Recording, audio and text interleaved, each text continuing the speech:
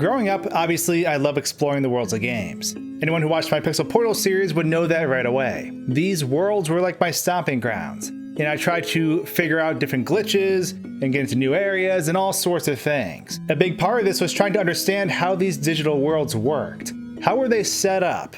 What secrets did they have? What was the developer thinking when they made the specific area? What tricks did they use to sort of, I guess, create the illusion or the feeling of a specific place? And one of the big ones that I encountered are what I deemed as mirror worlds. Now, you've probably seen these online a little bit.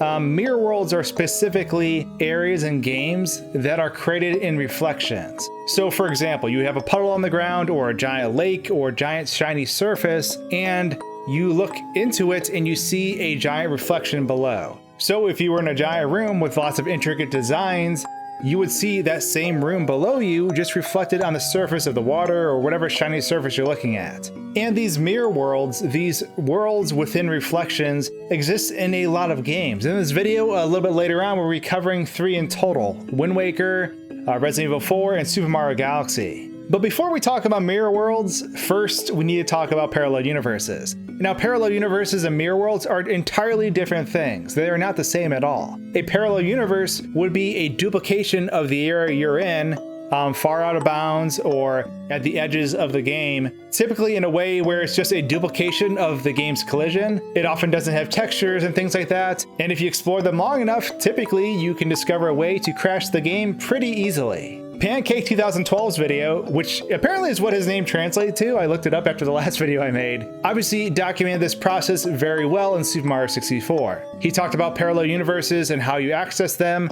His 0.5 press video outlines it perfectly, which I highly recommend. It is one of the best half-hour videos you can ever watch. But beyond Super Mario 64, parallel universes have actually been discovered in other games. A good example is a video by Strider7X and Rainchoos, who talk about parallel universes in Paper Mario. But accessing parallel universes in any game typically is a very long process.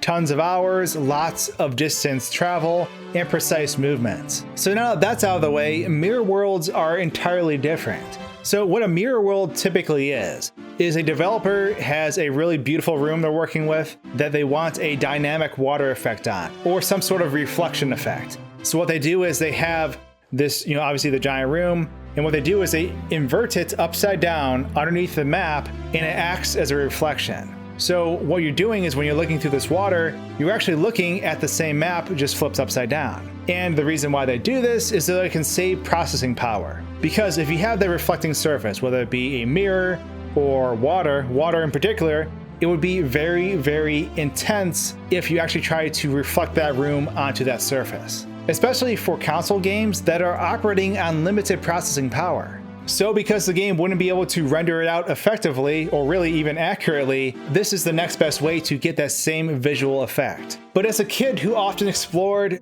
game worlds top to bottom, every single nook and cranny, sometimes we would get a glimpse of these worlds beneath the, the surface and realize that they weren't actually a reflection, that they were mapped out. So for me as a kid, I always wanted to go down there, but I couldn't. I wanted to swim in that reflection pool in Super Mario Galaxy Star Festival. I wanted to traverse the dungeon in Wind Waker, going further and further down. I wanted to hide in the water in Resident Evil 4's Cathedral because it was just absolutely beautiful. But the thing is, you can never access these areas. They were always off limits and out of your grasp.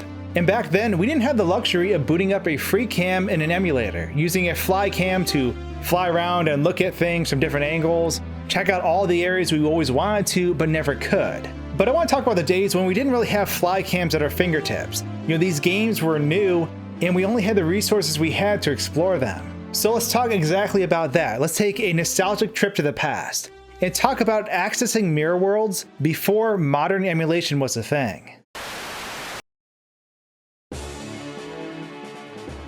In Legend of Zelda Wind Waker, the puppet Ganon fight was a very iconic battle for me. So when you're fighting this shadowy puppet, the room is obviously flooded with water. It's a really cool battle arena. You're in this really tall room that stretches, multiple stories up, and then because of the reflecting water on the floor, it looks like it goes just as far down. So even though we're only standing in water that's like this deep, you have this huge cathedral-like structure below you that kind of is reflecting upon you through the whole battle. But we know this is also a ruse because if we take a free cam now, we can see that it is basically the room duplicated below us. But how do we access that? How do we actually get down there without using like an emulator or things like that on a PC to basically access this area? So when the game first came out, glitches weren't too savvy yet. To my knowledge, I didn't know of a way to actually break out of bounds and fall into the mirror world. That doesn't mean it doesn't exist, I just didn't know about it. However, there was a gaming device that came out in 2003 that really helped us explore these areas in the games, and that was Action Replay. So Action Replay granted Link the ability to run really fast and jump really high, among other things. And this is actually how I got into the mirror world in the first place.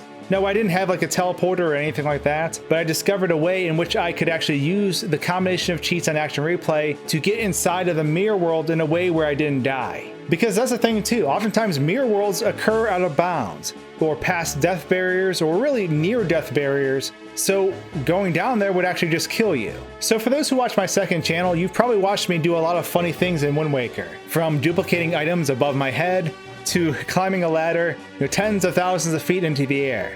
And actually, that ladder climbing thing is sort of what we're going to be doing today, but we're going to be doing it on a different medium. So to explain that concept a little deeper, when Link is on a ladder or a fixture or something, and you modify his Y position, so increasing him going upwards, basically what happens is Link will be floating forever in that state until you act on it. So he'll be stuck on those ladder rungs in that position until you decide to climb up, in which he will then finish his animation and then fall really, really far down. But during this process, you can keep forcing him up and up and up. This occurs because what we're trying to do is force Link to jump, but because he's adhered to an object, it just moves his position upwards instead of actually making him jump. But if you apply this same concept, this skyrocketing ladder glitch to a hanging fixture, so like a hanging torch or some other kind of rope, it acts a little bit differently. And the way it acts is actually really, really interesting. So if Link is hanging on a rope, basically if you modify his Y position and force him upwards, he's obviously going to move up on the rope a little bit, but the rope's position is going to change. Now there's an origin point on the rope. The origin point is where the rope starts at the top, and that's the point where you swing from too. And that fixed point never changes while the bottom of the rope kind of moves back and forth. So the thing is, if you move Link past the origin point, so above the point where the rope is actually fixed, what happens is the rope you're on actually is transferred above that origin point. But the moment you try moving, basically what it does is it measures Link's position to the start of the origin point of the rope, takes that distance, and now applies it below the actual rope. And what this does is it can duplicate or basically extend the rope to be 2 times as long, 4 times as long, 8 times as long. Whatever distance you have above the rope is what is now put below the rope. And this is kind of cool because now you can swing out of bounds underneath levels and all that kind of stuff, and you have a fixed point where you're not going to die. Because doing this allows you to get really far down beneath a level, even past the death barrier if you chose to, without Link actually dying, because he's technically in an animation and he can't die from falling because technically he's on a rope and he can't transition to that falling animation. So to quickly recap, when we're above the origin point of the rope and we start swinging, it puts us that far down in distance below the origin point. Now the thing is, we can use this in the Puppet Ganon's room, because when you complete the battle, a giant rope spawns that you're supposed to climb to the top. But using this rope, we can actually extend ourselves below the surface of this level and actually suspend ourselves in the mirror world. And this is really cool because getting down here in any other way would normally kill us, but this allows us to look around, swing a little bit, and just look at the mirror world from this perspective, a perspective you normally couldn't do on the GameCube or normally without using some sort of fly cam. And it's kind of cool. It's a really cool accomplishment knowing that this was down here, and now with this exploit, we can actually explore this world and look around it in all its glory. But again, at this point, if we were to get off the rope, we're just gonna die. Because this world we exist in, this reflected world, was just a tool for a developer to mimic a reflection. But this rope displacement in Wind Waker was kind of my first venture into exploring these mirror worlds. And I kind of felt like Indiana Jones descending into a crypt or something when I was going down that rope the first time. So swinging over to another game, Resident Evil 4's mirror worlds were often, I guess, what I deemed the easiest to explore because there wasn't additional caveats to actually getting to the mirror world. You could just use a action replay code that actually disabled the collision around the walls. So in Resident Evil 4, you don't have to worry about falling to your death. Leon can't actually fall. Everything takes place in a flat plane. So the only thing that changes Leon's height is actually the slopes of the geometry that he walks on. So if you were to eliminate that, and you were to walk through a wall, you will actually continue walking in a straight line until geometry can change that. So basically, to see a mirror world, to get beneath the water, so for example in the cathedral, it's actually not that difficult. You would enable this wall hack. You would actually go to the lowest point of the level because once again, we need to go as far down as possible so that when we move horizontally outwards, we're actually going beneath the reflection that was once above us. So we would just, shoot a couple guys, go down to the bottom of this area, exit a wall, and then if we look behind us, we can actually now see the reflected ceiling of this giant room beneath us. And it's kind of neat looking through the water reversely from below and seeing the room we were once in.